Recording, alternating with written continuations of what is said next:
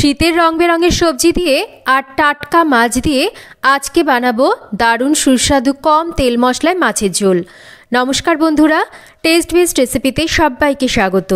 চলুন আজকে একদম হালকা পাতলা স্বাস্থ্যকর মাছের ঝোলের রেসিপি শেয়ার করা যাক। আর রেসিপি ভালো লাগলে অবশ্যই করে লাইক শেয়ার কমেন্ট করবেন। আর চ্যানেল সাবস্ক্রাইব করা না থাকলে প্লিজ চ্যানেলটাকে সাবস্ক্রাইব করবেন। আজকে আমি ট্যাংরা মাছের ঝোল বানাবো। তার জন্য টাটকা জ্যান্ত ট্যাংরা মাছ ভালো করে কেটে ধুয়ে লবণ হলুদ আর একটু সর্ষের তেল মাখিয়ে রেখে দিয়েছি। এদিকে একটা কড়াইতে বেশ খানিকটা জল গরম বসিয়ে দিয়েছি। আর নিজের পছন্দ মতন সবজি এখানে নিয়েছি মূলো, আলু, শিম আর তার সাথে ফুলকপি। এবার সামান্য করে লবণ আর হলুদ দিয়ে সবজিগুলোকে একটু ঢাকা দিয়ে ভাপিয়ে নেব।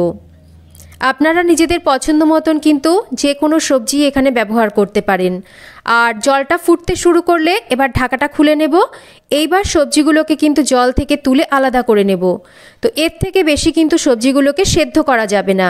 জাস্ট জলটা এরকম ফুটতে শুরু করবে তখনই ঢাকাটাকে খুলে গরম জল থেকে সবজিগুলোকে আলাদা করে নিতে হবে, না হলে কিন্তু সবজিগুলো আরও বেশি সেদ্ধ হয়ে যাবে। এবার রান্না করার জন্য খুব ভালো করে তেল গরম করে নেব। লবণ হলুদ মাখিয়ে নেওয়া ট্যাংরা মাছগুলোকে খুব সাবধানে গরম তেলের মধ্যে দিতে হবে আর একটা ঢাকা দিয়ে মাছগুলোকে ভেজে নেব। যেহেতু ডিম ভরা ট্যাংরা তাই তেলের মধ্যে দিলেই কিন্তু খুব ফাটে, তাই খুব সাবধানে এই কাজটাকে করতে হবে। মাছ ভাজতে ভাজতেই মশলাটাকে তৈরি করে নেব।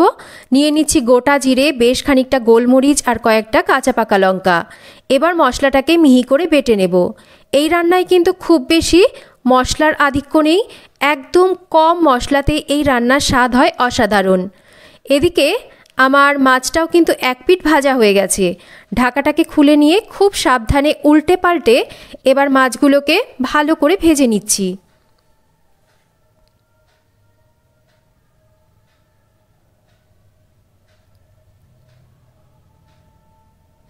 খুব বেশি কড়া করেও মাছগুলোকে ভাজবো না, আবার একদম কমও কিন্তু ভাজবো না। যেহেতু ডিম ভরা ট্যাংরা একদম কম ভাজলেও কিন্তু মাছের ডিমটা কাঁচা থেকে যাবে, খেতে ভালো লাগে না। আবার খুব বেশি কড়া করে ভাজলেও ট্যাংরা মাছ কিন্তু রান্না করলে শক্ত লাগে, তাই একটু মাঝারি করে বুঝে নিয়ে মাছগুলোকে ভেজে নেব।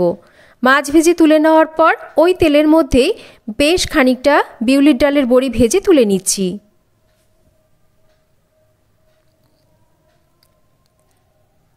বেশ অনেকটা পরিমাণ তেল রয়ে গেছে। যেহেতু মাছের ঝোলটা খুব কম তেল মশলায় রান্না করব, তাই তেলটাকে অনেকটাই কমিয়ে নিলাম।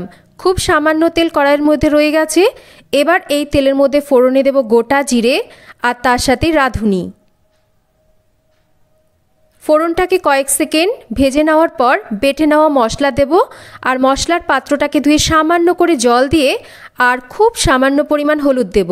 যেহেতু সবজি সেদ্ধর সময় ওই জলের মধ্যেই হলুদ দেওয়া আছে, আর ওই সবজি সেদ্ধ জলটাই রান্নায় ব্যবহার করব, তাই হলুদ কিন্তু মশলা কষানোর সময় খুব অল্পই দিতে হবে। খুব ভালো করে এবার মশলাটাকে কষিয়ে নেব। মশলা ভালোভাবে কষানো হয়ে গেলে এবার ভাপিয়ে নেওয়া সবজিগুলোকে দিয়ে হালকা হাতে মশলার সাথে সবজিগুলোকে কষাতে হবে। খুব বেশি নাড়াচাড়া করা যাবে না। সবজিগুলো যেহেতু ভাপানো আছে, খুব বেশি নাড়াচাড়া করলে সবজিগুলো ভেঙে যাবে, তাই হালকা হাতে সবজিটাকে মশলার সাথে কষিয়ে নিতে হবে।